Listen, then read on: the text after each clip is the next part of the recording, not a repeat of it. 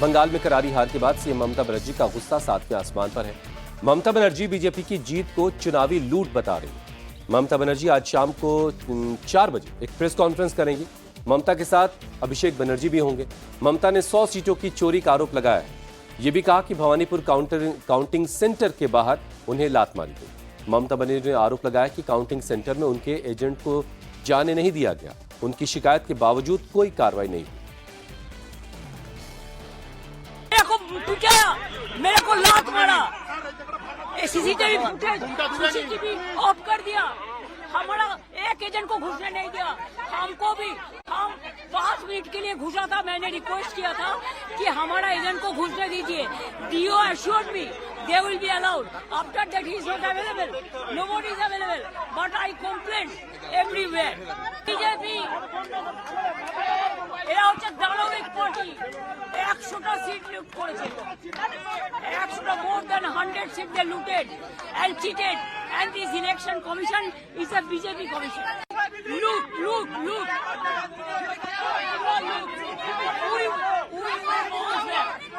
will bounce back.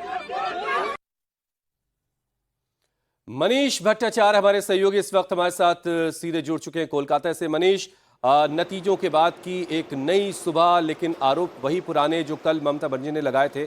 आज शाम की प्रेस कॉन्फ्रेंस में क्या खास हो सकता है?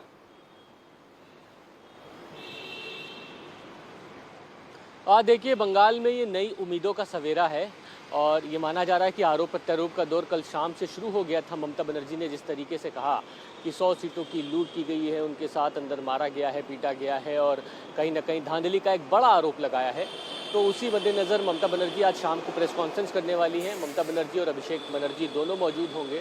वो बार बार कल से उनके पार्टी की तरफ से ट्वीट आ रहा है कि उनके पार्टी दफ्तर को तोड़फोड़ की जा रही है, जलाया जा रहा है।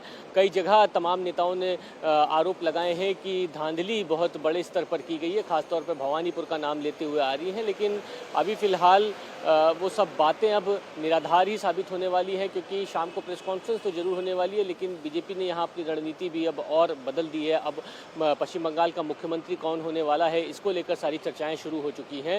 लेकिन कल शाम तक के, जब तक कि काउंटिंग चल रही थी, देर शाम तक के ममता बनर्जी अंदर बैठी हुई थी, लेकिन जब बाहर निकली तो उन्होंने जो आरोप लगाए वो बहुत बड़े थे। कि जैसे वो अंदर जा रही थी तो उस वक्त उनको लात किसी ने मारने की कोशिश करी, उनको पीटने की किसी ने कोशिश की, उनके बूथ को कैप्चर करने की तमाम लोगों ने कोशिश की। उन्होंने कहा कि तमाम ऐसे बूथ हैं उसको लूटने का प्रयास किया गया है। इलेक्शन कमीशन पर धांधली का आरोप लगाया। सीएपीएफ फोर्सेस जो तैनात थे उस पर विपक्ष का ये तमाम आरोप लगाना, चाहे वो अखिलेश यादव हो या फिर राहुल गांधी, ये बहुत एक्सपेक्टेड था।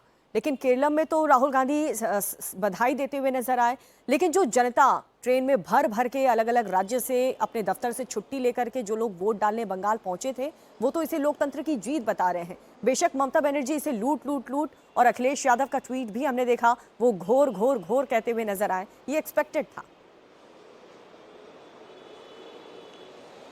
देखिए, राहुल गांधी और ये अखिलेश यादव जी का अपना एक ऑब्जर्वेशन हो सकता है, लेकिन मैं यहाँ 40 दिन से रहा हूँ और कल शाम की मैं तस्वीर अगर आपको बताऊँ तो शायद मैंने पहली बार ऐसी तस्वीर देखी है। पश्चिम बंगाल के इतिहास में तो शायद पहली ऐसी तस्वीर हो सकती है कि सड़क पर कोलकाता में रात को कहीं भी निकल जाइए, ये कोई मैनेज्ड भीड़ नहीं थी। लोग स्वेच्छा से घर से बाहर निकल रहे थे, ग्रीट कर रहे थे जय श्री राम या इस तरीके का नारा। तो ये साफ दर्शा रहा था कि ये जनादेश परिवर्तन का है और जो परिवर्तन किस लिए चाहते थे। और जब खुल के कोई व्यक्ति इस लोकतंत्र में बोलता है सड़क पर उतरकर, तो उसके जनमानस की बात सामने आती है कि उसके मन में क्या चल रहा था, क्या वो किसी दबाव में था या नहीं था। लेकिन ये कोलकाता की तस्वीर है, शायद पश्चिम बंगाल में मैंने ऐसी तस्वीर कभी नहीं देखी कि सड़क पर हर कहीं हर तरीके का जश्न हो रहा है, लोग खुल के सामने आ रहे हैं, खुल के बात कर रहे हैं, तमाम इस तरीके की बातें। तो ये जनता जनार्दन का संदेश है जिसको सर माथे ले लिया है। और सब समझ आना चाहिए, राहुल गांधी अखिलेश यादव जी का अपना ऑब्जर्वेशन हो सकता है, लेकिन पश्चिम बंगाल का ये जनादेश जो पूरे